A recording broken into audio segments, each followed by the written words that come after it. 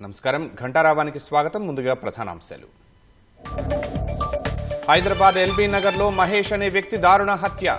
కారుతో గుద్ది గొడ్డలితో నరికి చంపిన దుండగులు.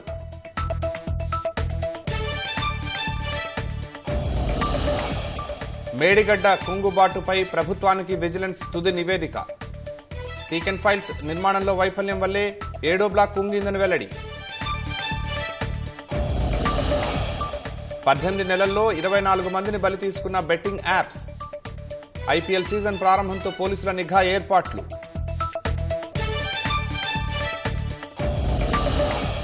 రష్యా ఉక్రెయిన్ మధ్య మరోసారి దాడులు ఉధృతం. మిలిటరీ స్థావరాలే లక్ష్యంగా ఇరు దేశాల ప్రతీకార చర్యలు.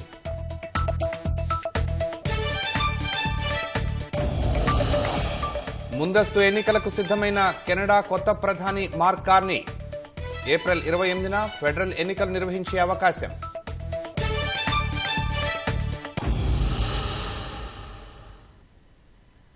Hyderabad LB Nagar police station పరిధిలోని శివగంగ కాలనీలో అర్ధరాత్రి వ్యక్తి దారుణ హత్యకు గురయ్యాడు. భరత్ నగర్ కు చెందిన బొడ్డు మహేష్ ను పాత కక్షలతో కారుతో ఢీకొట్టి అనంతరం గొడ్డలితో వేటాడి దుండగులు చంపారు. నిందితుల కోసం పోలీసులు గాలిస్తున్నారు. 2 ఏళ్ల క్రితం తట్యానారంలోని ఓ బార్లో జరిగిన చిన్న గొడవ ఈ హత్యకు దారితీసినట్లు తెలుస్తోంది. పురుషోత్తం అనే వ్యక్తి మహేష్ ను బీర్ బాటిల్తో తలపై దాడి చేశాడని, అప్పటి నుంచి కక్షతో మళ్లీ పురుషోత్తంపై మహేష్ అనుచరులు దాడి చేసినట్లు సమాచారం. గత కొన్ని రోజుల క్రితం చైతన్యపురి పోలీస్ స్టేషన్ పరిధిలో ఒక క్లినిక్ లో 2 వ్యక్తులపై కత్తితో దాడి చేసిన కేసులో మహేష్ బెయిల్పై బయటకు వచ్చాడు. హత్యకు సంబంధించి ఎల్బీనగర్ పోలీసులు కేసు నమోదు చేసుకుని ప్రత్యేక బృందాలతో దర్యాప్తు చేస్తున్నారు.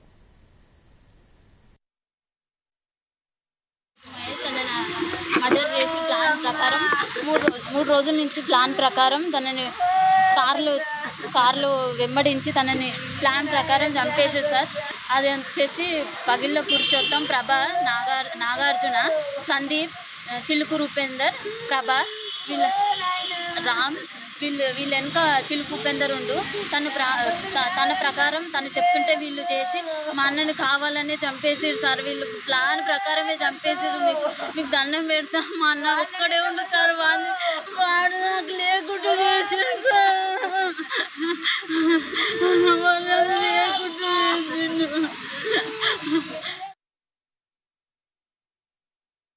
ప్రముఖ కంపెనీల పేర్లతో గడువు ముగిసిన నకిలీ పురుగుల మందుల విక్రయదారులపై పోలీసులు ఉక్కుపాదం మోపుతున్నారు. వరంగల్లో ముఠాను అదుపులోకి తీసుకున్న పోలీసులు వారి నుంచి 80 లక్షలు విలువ చేసే నకిలీ పురుగు మందులు, విత్తనాలను స్వాధీనం చేసుకున్నారు. ఎరువులు కొనుగోలు చేసేటప్పుడు అన్నదాతలు అప్రమత్తంగా ఉండాలని అధికారులు సూచిస్తున్నారు. ఆరుగాలం శ్రమించి పండించిన పంటకు గిట్టుబాటు ధర దక్కక అన్నదాతలు అల్లాడిపోతుంటే కొందరు కేటుగాళ్లు అక్రమ మార్గంలో డబ్బు సంపాదించేందుకు అన్నం పెట్టే రైతుల్ని నిండా ముంచేస్తున్నారు. పురుగుమందుల దుకాణాల్లో నిల్వ ఉన్న సరుకును తక్కువ రేటుకు కొనుగోలు చేసి వాటిపై స్టిక్కర్లు మార్చి రైతులకు విక్రయిస్తున్నారు. వేలల్లో డబ్బులు వెచ్చించి కొనుగోలు చేసిన మందులు పనిచేయక అన్నదాతలు నిలువునా మోసపోతున్నారు. ఇటీవలి కాలంలో ఇలాంటి నకిలీ దందాలు పెరిగిపోతున్నాయి. ప్రముఖ కంపెనీల పేర్లతో అమాయక రైతులే లక్ష్యంగా నకిలీ పురుగుల మందులు విక్రయిస్తూ అన్నదాతను నిలువునా మోసం చేస్తున్నారు. వరంగల్ జిల్లాలో నకిలీ పురుగుల మందులు విక్రయిస్తున్న 7 సభ్యుల ముఠాను పోలీసులు అదుపులోకి తీసుకున్నారు. వారి నుంచి దాదాపు 80 లక్షల విలువైన నకిలీ పురుగు మందులు, విత్తనాలు స్వాధీనం చేసుకున్నారు. పురుగు మందుల తయారీకి ఉపయోగించే యంత్రం, ప్రింటింగ్ సామాగ్రితో పాటు 2 కార్లు స్వాధీనం చేసుకున్నారు. నగరంలోని మట్టెవాడకు చెందిన వేదప్రకాష్ ఆధ్వర్యంలో నకిలీ దందా సాగుతోందని పోలీసులు వెల్లడించారు. దుకాణాల వద్ద నుంచి గడువు తీరిన పురుగు మందులు, విత్తనాలను తక్కువ ధరకు కొని వాటిపై ఉన్న స్టిక్కర్లను మార్చి రైతులకు విక్రయించి సొమ్ము చేసుకుంటున్నట్లు గుర్తించారు. నిందితులపై పీడీ యాక్ట్ కింద కేసులు నమోదు చేస్తామని పోలీస్ కమిషనర్ సన్ప్రీత్ సింగ్ తెలిపారు. ఈ నెల 5న ఇదే తరహాలో పెద్ద ఎత్తున పురుగుల మందులు విక్రయిస్తున్న 5 సభ్యుల ముఠాను అరెస్ట్ చేసినట్లు వెల్లడించారు. నకిలీ ముఠాల బారిన పడకుండా రైతులు అప్రమత్తంగా ఉండాలని వ్యవసాయాధికారులు సూచిస్తున్నారు. ఫేక్ అండ్ ఎక్స్పైర్డ్ పెస్టిసైడ్స్ అమ్ముతున్నారు, తయారు చేస్తున్నారు. సో దీంట్లో బేసికలీగా మన దగ్గర 9 మంది అక్యూజ్ ని మనం గుర్తించాము. ఎక్కడెక్కడైతే ఎక్స్పైర్డ్ అయిన పెస్టిసైడ్స్ ఉన్నాయో అక్కడక్కడ పోయి కలెక్ట్ చేసుకొని 10%, 20% ఆ ధరలో ఇతను కొనుక్కుంటాడు. తర్వాత వాటి మీద మంచిగా ఫ్రెష్ డేట్ ప్రింట్ చేసేసి రైతుల దగ్గరికి పోయి ఇవి పెస్టిసైడ్ ఉంది, మంచిగా ఉంది అని కాదు, మంచిగా పనికి వస్తుంది అట్లా వాళ్ళకి మోసం పెట్టి చాలా తక్కువ ధరకి అమ్మడం. మా టాస్క్ ఫోర్స్ టీం అట్లాగే మన మటవాడ పోలీస్ టీం ఫస్ట్ గా అది వేద ప్రకాష్ ఇల్లు చెక్ చేస్తే అక్కడ ఇవన్నీ కూడా అది డంప్ ఏదైతే ఉన్నదో ఈ పెస్టిసైడ్ ఎక్స్పైర్డ్ పెస్టిసైడ్స్ అది అంతా కూడా పట్టుకోవడం జరిగింది. తయారు చేసే మెషినరీ, పెస్టిసైడ్ తయారు చేసే మెషినరీ, అట్లాగే వాళ్ళ దగ్గర అయితే స్టాక్ ఉందో ఫేక్ పెస్టిసైడ్స్ అట్లాగే ఎక్స్పైర్ అయిన పెస్టిసైడ్ది అవంతా కూడా సీజ్ చేయడం జరిగింది. లైసెన్స్ ఉన్న డీలర్ దగ్గరే కొనాలి. కొన్నప్పుడు compulsory date expiry, date of manufacturing date expiry, అలాగే సీడ్స్ కి అయితే లాట్ నంబరు, కంపెనీ పేరు ప్రతిదీ చెక్ చేసుకుని తీసుకోవాలని ఒక అవగాహన కల్పించడం జరుగుతుంది. ఇప్పుడు ఏప్రిల్ నుండి జూన్ వరకు ఇంకా ఈ అవగాహన కార్యక్రమాలు ప్రతి గ్రామంలో కూడా చేపట్టడం జరుగుతుంది. రైతులకి మెయిన్ గా చెప్పేది ఆ ఫేకా లేకపోతే ఒరిజినల్ అనేది గుర్తుపట్టడానికి మనకి డబ్బా చూస్తే తెలుస్తుంది. ఒరిజినల్ అయితే ఇప్పుడు BASF కానీ, ఎయిర్ కానీ, టాటా కంపెనీ కానీ ఏది చూసినా కానీ దాని హోలోగ్రామ్ ఉంటుంది, బ్రాండ్ కూడా ఇమేజ్ అనేది తెలిసిపోతుంది. సో ఈ విషయాలన్నీ కూడా మేము వ్యవసాయ విస్తరణాధికారుల ద్వారా రైతులందరికీ తెలియజేస్తాము. ప్రభుత్వ అనుమతి ఉన్న దుకాణాల్లో మాత్రమే పురుగు మందులు, విత్తనాలు కొనుగోలు చేయాలని రైతులకు అధికారులు సూచిస్తున్నారు.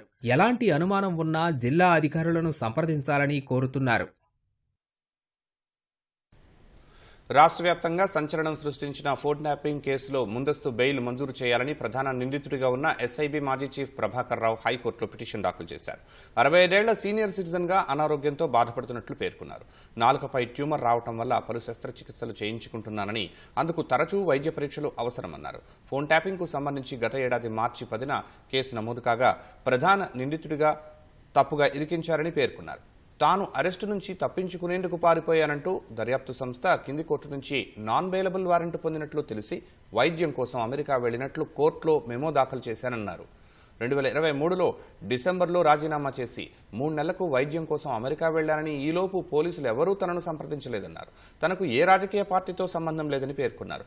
SIKB చీఫ్గా నిబద్ధతతో పనిచేశానని, అధికారిక పార్టీతో కుమ్మక్కై ఇతర పార్టీలకు చెందిన వారి ఫోన్లను ట్యాప్ చేయించాను అనడం తప్పుడు ఆరోపణ అని పేర్కొన్నారు. అమెరికా వెళ్లినా సరే దర్యాప్తు అధికారితో సంప్రదిస్తూనే ఉన్నానని, తన వివరాలన్నీ అందించానని చెప్పారు.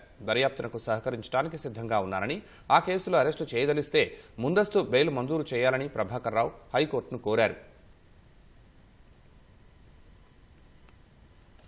హైదరాబాద్ చాదర్ఘాట్ మూసీ పరివాహక ప్రాంతంలోని నివాసాల్లో GHMC ఆహార భద్రతా అధికారులతో కలిసి టాస్క్ ఫోర్స్ పోలీసులు దాడులు నిర్వహించారు. దాడుల్లో నాణ్యత లేని మురుగు వాసనతో కూడిన అల్లం వెల్లుల్లిని పేస్ట్ను గుర్తించారు. అందులో ఎసిటిక్ యాసిడ్ను కలిపి మార్కెట్లకు సరఫరా చేస్తున్నట్లు అధికారులు నిర్ధారించారు. వీటి తయారీకి ఎలాంటి అనుమతులు లేవని పోలీసులు తెలిపారు. కల్తీ అల్లం వెల్లుల్లి పేస్ట్ను మూసీలో పారబోశారు. ప్రజల ఆరోగ్యంతో చెలగాటం ఆడుతున్న వ్యాపారులపై కఠిన చర్యలు తీసుకుంటామని హెచ్చరించారు. కాళేశ్వరం ప్రాజెక్టులో భాగంగా నిర్మించిన మేడిగడ్డపై విచారణ చేసిన విజిలెన్స్ అండ్ ఎన్ఫోర్స్మెంట్ అధికారులు ప్రాజెక్టు కుంగుబాటుకు 15 రకాల కారణాలు పేర్కొన్నారు. సీకెండ్ ఫైల్స్ నిర్మాణంలో లోపం వల్లే 7వ బ్లాక్ కుంగిందని నివేదికలో పేర్కొన్న vigilance and enforcement survey, investigation మొదలుకుని నిర్వహణ వరకు అనేక లోపాలు జరిగాయని నివేదికలో పేర్కొంది. బాధ్యులైన ఇంజనీర్లతో పాటు అధికారులపై చర్యలు తీసుకోవాలని నివేదికలో సిఫార్సు చేసింది. నిర్మాణం సంస్థ L&Tపై క్రిమినల్ ప్రాసిక్యూషన్కి చర్యలు చేపట్టాలని పేర్కొంది.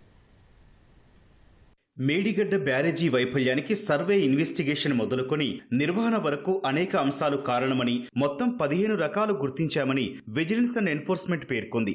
డిజైన్లు, సీకెంట్ ఫైల్స్ ఏర్పాటు, పని పూర్తయ్యాక కాఫర్ డ్యామ్ కు సంబంధించిన మెటీరియల్ తొలగించకపోవడం, పని పూర్తి కాకుండానే పూర్తయినట్లు ధృవీకరణ పత్రాలు ఇవ్వడం, గడువు పొడిగింపు లోపాలు సహా అనేక అంశాలను తుది నివేదికలో విజిలెన్స్ అధికారులు వివరణాత్మకంగా పేర్కొన్నారు. వివిధ విభాగాల్లో కీలకమైన 17 మంది ఇంజనీర్లు, works and and accounts director పై క్రిమినల్ ప్రాసిక్యూషన్ కు సిఫార్సు చేయడంతో పాటు మిగిలిన వారిపై తప్పు స్వభావాన్ని బట్టి చర్యలు తీసుకోవాలని సూచించింది. 2015 ఏప్రిల్ నుంచి 2023 అక్టోబర్ 21న మేడిగడ్డ బ్యారేజీ కుంగిన నాటి వరకు నీటిపారుదల శాఖ కార్యదర్శులు, ప్రత్యేక ప్రధాన కార్యదర్శి సహా సెక్రటేరియట్ లో బాధ్యులైన అధికారులందరిపైన తగు చర్యలు తీసుకోవాలని, ప్రాజెక్టు నిర్మాణాన్ని వేగవంతం పేరిట నిబంధనలు ఉల్లంఘించారని పేర్కొంది. ఆర్థిక శాఖలో కార్యదర్శులపైనే కాకుండా ఇతర సీనియర్ అధికారులపైన చర్య తీసుకోవాలని విజిలెన్స్ అండ్ ఎన్ఫోర్స్మెంట్ అధికారులు సూచించారు.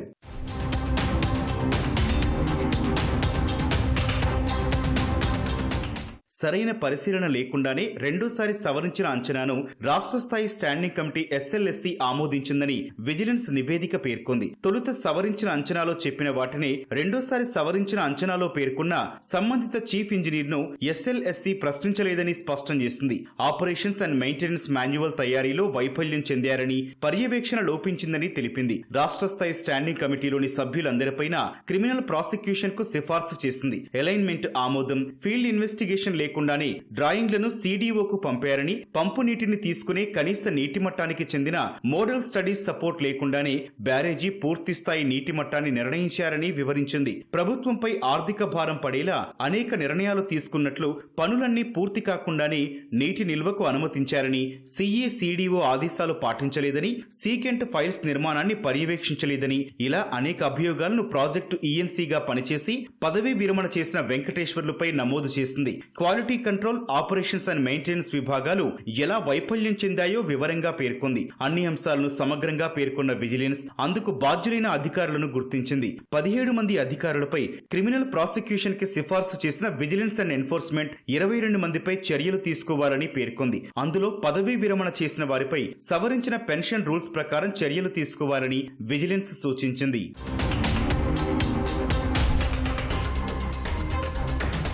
మేడిగడ్డ బ్యారేజీ నిర్మాణం, నిర్వహణ సమయంలో ఇంజనీర్లు, కాంట్రాక్టు సంస్థ నిర్లక్ష్యం, నిర్మాణంలో లోపాలు 7వ బ్లాకు కుంగడానికి కారణమై ప్రభుత్వ ఖజానాకు భారీగా నష్టం వాటిల్లిందని, ప్రాజెక్టు లక్ష్యం నెరవేరలేదని విజిలెన్స్ అండ్ ఎన్ఫోర్స్మెంట్ పేర్కొంది. బ్యారేజీ నిర్మాణంలో కీలకమైన సీకెంట్ పైల్స్ వేయడంలో తీవ్ర లోపం జరిగిందని, ప్రైమరీ పైల్స్ వేసిన 1-2 రోజుల్లో RCC సీకెంట్ పైల్స్ వేయాల్సి ఉన్న నెల నుంచి నెలన్నర తర్వాత వేశారని వెల్లడించింది. సీకెంట్ పైల్స్ ఎలా వేయాలన్న అంశంపై తమ అంతర్గత డాక్యుమెంట్ ని నిర్మాణ సంస్థ L&T PES అమలు చేయలేదని, నీటిపారుదల శాఖకు చెందిన ఫీల్డ్ ఇంజనీర్లు, క్వాలిటీ కంట్రోల్ ఇంజనీర్లు నిమ్మకు నీరెత్తినట్లు ఉండిపోయారని పేర్కొంది. ఫీల్డ్ ఇంజనీర్లకు సీకెంట్ పైల్స్ పై అవగాహన లేదని, ఉన్నత స్థాయి ఇంజనీర్లు పర్యవేక్షణ చేయలేదని పేర్కొంది. CDO ఆమోదించిన డ్రాయింగ్లను అమలు చేయలేదని, లోపభూయిష్ట నిర్మాణంతో ఈ పరిస్థితి వచ్చిందని వివరించింది. సీకెంట్ పైల్స్ నిర్మాణంలో లోపం వల్ల రాఫ్ట్ కింద పైపింగ్ ఏర్పడి గుంతలు ఏర్పడ్డాయని, అంతిమంగా 7వ బ్లాక్ కుంగిందని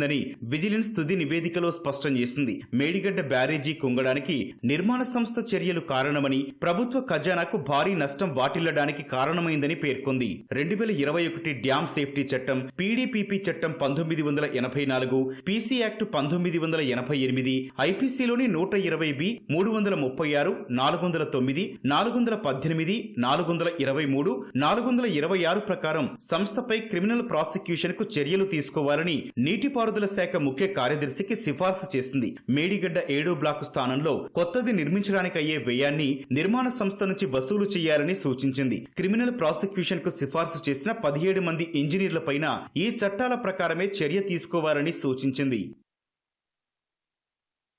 బెట్టింగ్ భూతం రోజురోజుకి కోరలు చాస్తోంది. ఏడాదిన్నర కాలంలోనే 24 మంది బెట్టింగ్ యాప్స్ కు బలి కావడం ఆందోళన కలిగిస్తోంది. వారంతా తీసుకున్న అప్పులు తిరిగి చెల్లించలేక ఆత్మహత్యకు పాల్పడడం కలకలం రేపుతోంది. రాష్ట్రంలో నిషేధం ఉన్నా బెట్టింగ్ యాప్స్ దందా యథేచ్ఛగా కొనసాగుతోంది. తాజాగా IPL సీజన్ ప్రారంభమవడంతో దర్యాప్తు సంస్థలు అప్రమత్తమయ్యాయి. బెట్టింగ్ యాప్లపై నిఘా పెంచాయి. రాష్ట్ర వ్యాప్తంగా ఎందరో యువకులు ఆన్లైన్ బెట్టింగ్ వ్యసనానికి బలవుతున్నారు. గడిచిన ఏడాదిన్నరలో 24 మంది వరకు మరణించినట్లు పోలీసుల దర్యాప్తులో వెలుగులోకొచ్చింది.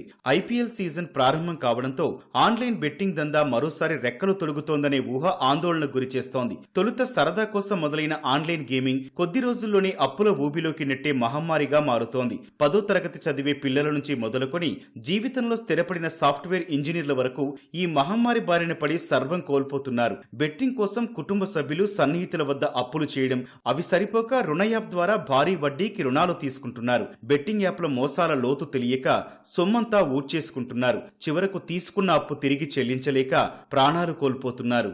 నిజామాబాద్ మండలం వడ్డేపల్లికి చెందిన హరీష్ కరోనా సమయంలో గేమింగ్ కు అలవాటు పడ్డారు. ఆన్లైన్ బెట్టింగ్ కు వ్యసనంగా మారి ఏకంగా 30 లక్షల వరకు అప్పు చేశాడు. కుటుంబ సభ్యులు కుమారుడు చేసిన అప్పు తీర్చేందుకు పొలం అమ్మి 12 లక్షలు చెల్లించారు. అయినా అప్పు తీరకపోవడంతో రుణదాతల ఒత్తిడి పెరగడంతో హరీష్ తో పాటు అతని తల్లిదండ్రులు బలవన్మరణానికి పాల్పడ్డారు. హరీష్ కుటుంబమే కాదు, చెప్పుకుంటూ పోతే ఆత్మహత్య చేసుకున్న వారి జాబితా కోకొల్లలు. రాష్ట్రంలో ఆన్లైన్ గేమింగ్ ను ప్రభుత్వం నిషేధించినా విచ్చలవిడిగా అందుబాటులోకి రావడం ఆందోళన కలిగిస్తోంది.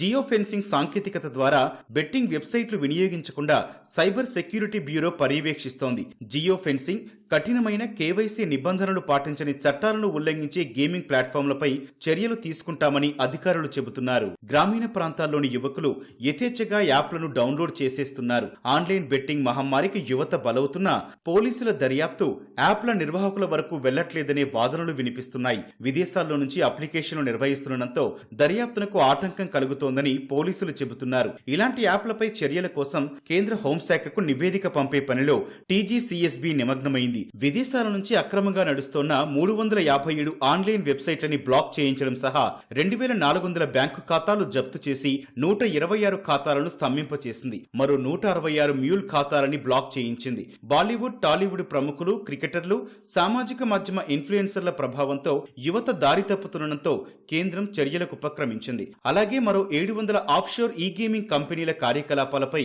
అధికారులు నిఘా ఉంచారు. టీజీసీఎస్బీ సైతం ఇప్పటి వరకు 108 అక్రమ బెట్టింగ్ వెబ్సైట్లని బ్లాక్ చేయించింది. రాష్ట్రంలో యాక్సెస్ ని అడ్డుకునేందుకు 133 భారతీయ బెట్టింగ్ ప్లాట్ఫామ్లకి పోలీసులు నోటీసులు పంపారు. బెట్టింగ్ యాప్లపై వాటిని ప్రచారం చేస్తోన్న వారిపై కఠిన చర్యలు చేపట్టాలని పలువురు ఫిర్యాదులు చేస్తున్నారు. సమాజ శ్రేయస్సుకు ప్రతి ఒక్కరూ పాటుపడాలని కోరుతున్నారు. అకాల వర్షాలు అన్నదాతను అతలాకుతలం చేశాయి. బీభత్సం సృష్టించిన వడగళ్ల వాన కర్షకునికి కన్నీరు మిగిల్చింది.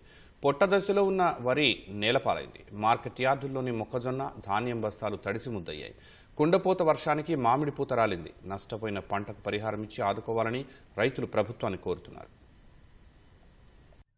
రాష్ట్ర వ్యాప్తంగా కురిసిన అకాల వర్షాలు అన్నదాతను కన్నీరు పెట్టించాయి. చేతికొచ్చిన పంట నేలపాలు కావడంతో అన్నదాత ఆందోళన చెందుతున్నాడు.